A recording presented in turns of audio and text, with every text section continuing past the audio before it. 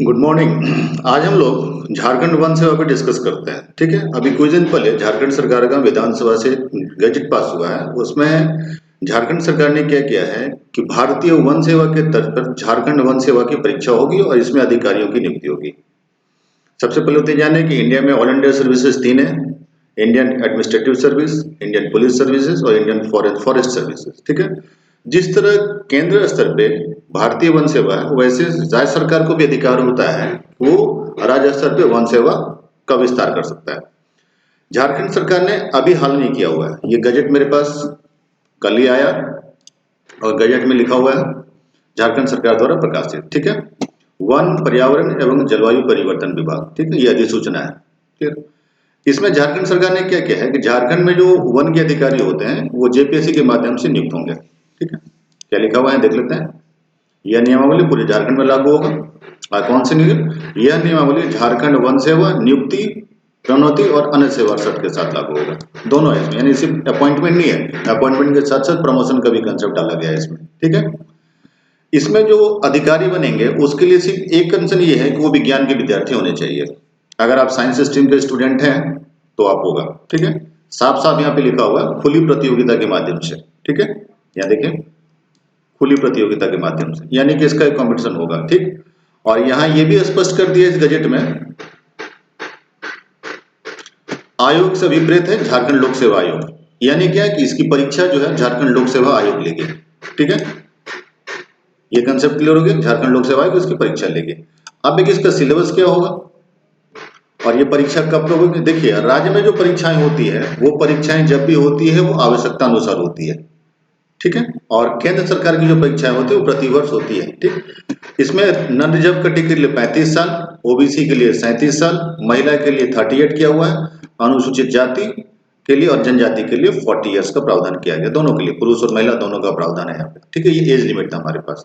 ठीक, अब परीक्षा का अगर स्तर देखें तो इसमें 5 स्तर है परीक्षा के। पहला स्तर जो बनाया गया वो है प्रारंभिक परीक्षा पीटी, दूसरा है मुख्य परीक्षा, तीसरा है शारीरिक परीक्षण, फिजिकल फिटनेस भी होना इसमें जरूरी है, चौथा है इंटरव्यू और पांचवा है मेडिकल चेकअप। मेडिकल चेकअप में भी अगर आप फेल हुए तो हो सकता है कि आपका चयन ना हो। ठीक है, पीटी मेंस और इंटरव्यू के अलावा इसमें 2 नए शब्द जोड़े गए हैं, एक है फिजिकल फिटनेस तो दूसरा है मेडिकल टेस्ट। ये ठीक है, ये देखिए। अब प्रारंभिक परीक्षा कितने अंकों की होगी? जिसका पूर्णा 150 अंक 2 घंटे की होगी। ठीक है, प्रारंभिक परीक्षा मात्र सामान्य अध्ययन का होगा जो एक पत्र का होगा, जिसका पूर्णांक 150 अंक और अवधि 2 घंटे की होगी।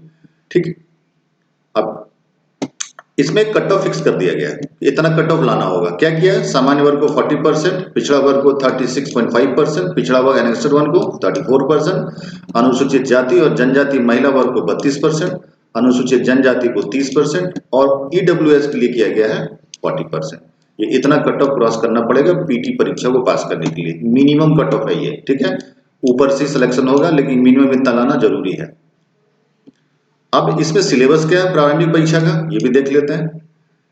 ज्योग्राफी, भारतीय इतिहास और भारतीय राष्ट्रीय आंदोलन 20 मार्क्स का, भारत एवं विश्व का भूगोल 15 मार्क्स का, भारतीय राज्य व्यवस्था और भारत का संविधान 20 नंबर का, भारतीय अर्थव्यवस्था 20 नंबर का, भारत का इतिहास, भूगोल और अर्थव्यवस्था संस्कृति 30 नंबर का, राज्य, देश एवं विश्व के महत्वपूर्ण घटना यानी करंट अफेयर जो यहाँ पे 20 नंबर का है, और सामान्य विज्ञान जो है हमारे पास 25 नंबर का है। ठीक है, इतने आपको करने पड़ेंगे। इसमें अगर वेटेज देखिए तो इसका झारखंड वाला पोर्शन का वेटेज ज्यादा दिख रहा है आपको, 30 नंबर आपको झारखंड का वेटेज दिख रहा है। ठीक, बाकी टोटल कितने मार्क्स के हो गए एग्जाम?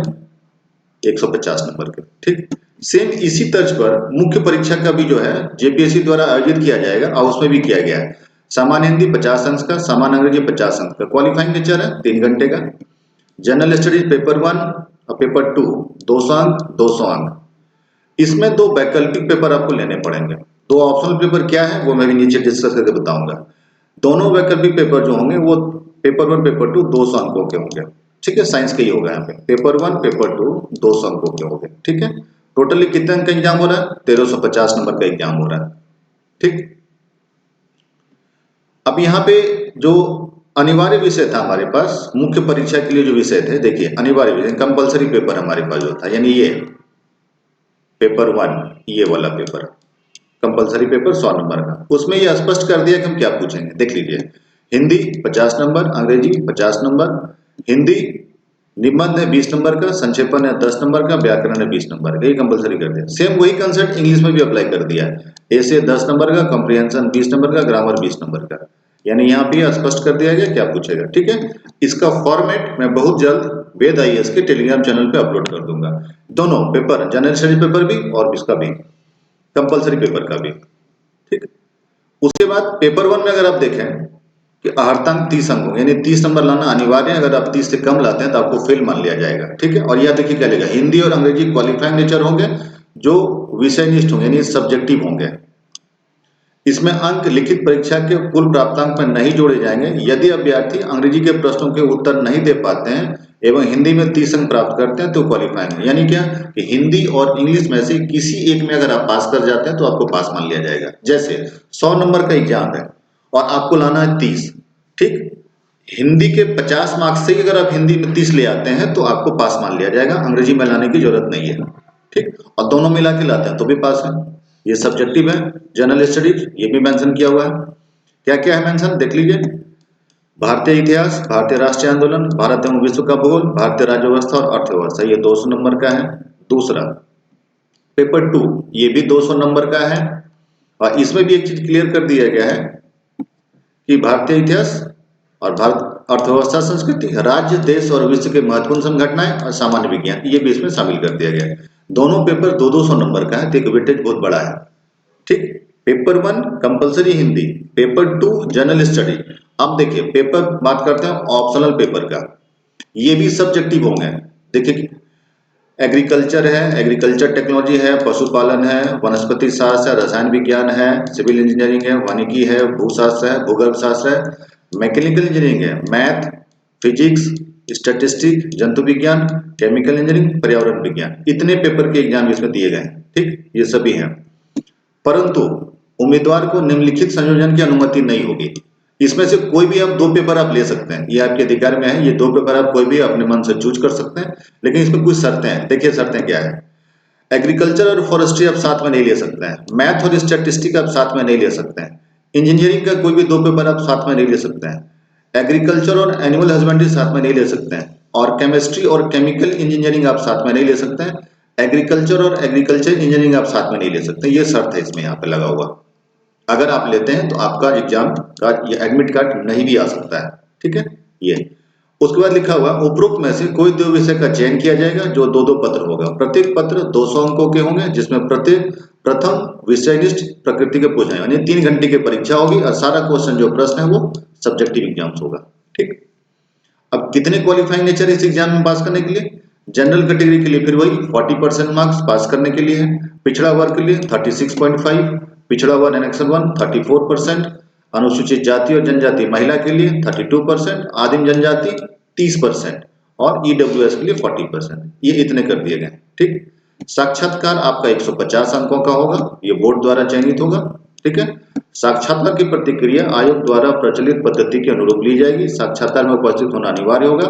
साक्षात्कार में न्यूनतम आहर्तम आवश्यक नहीं है, इसमें कोई मिनिमम मार्क्स नहीं है। 150 में जितना भी आप लाएं सारे जुटेंगे आपके। ठीक, शारीरिक परीक्षण होगा, यह आवश्यक है। ठीक है, दूसरा कि चिकित्सा परीक्षण भी होगा, और उसमें जो है सिविल सर्जन का जो है अप्रूवल होना आवश्यक है। यहाँ देखिए लिखा हुआ है कि मेडिकल बोर्ड का गठन सिविल सर्जन राज्य की अध्यक्षता में गठित मेडिकल बोर्ड के लिखित परीक्षा के सफल पाए जाने वाले उम्मीदवारों के आयोग विनिश्चित प्रपत्र में चिकित्सा प्रमाण पत्र की प्राप्त करें। यानी कि आपके पास एक मेडिकल सर्टिफिकेट होना जरूरी है, और अगर आप इसमें भी फेल होते हैं तो आपको फेल मान लिया जाएगा।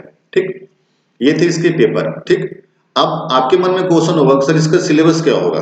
ठीक है, देखिए सिलेबस जेपीएससी जारी करेगी, और मान के चलिए कि जेपीएससी अगर सिलेबस जारी कर रही है तो ये जेपीएससी द्वारा जारी सिलेबस मुख्यतः यूपीएससी से कम होगा, बहुत ज्यादा तो नहीं लेता है, उससे कुछ आसपास लिया जाएगा उसमें, और उसी आधार पर इसको तैयार किया जाएगा। क्लियर है, ये पूरा गजेट के जो पेपर है मैं वेद आईएएस के टेलीग्राम चैनल पे अपलोड कर दूंगा, आप लोग वहां से इसको डाउनलोड कर लीजिएगा। ठीक है, और जल्द इसका जैसे ही नोटिफिकेशन आएगा मैं नोटिफिकेशन और सिलेबस पे डिटेल डिस्कशन कर दूंगा, और इसका एक मॉडल पेपर मैं वेद आईएएस के टेलीग्राम चैनल पे भी और यूट्यूब चैनल दोनों पे अपलोड कर दूंगा।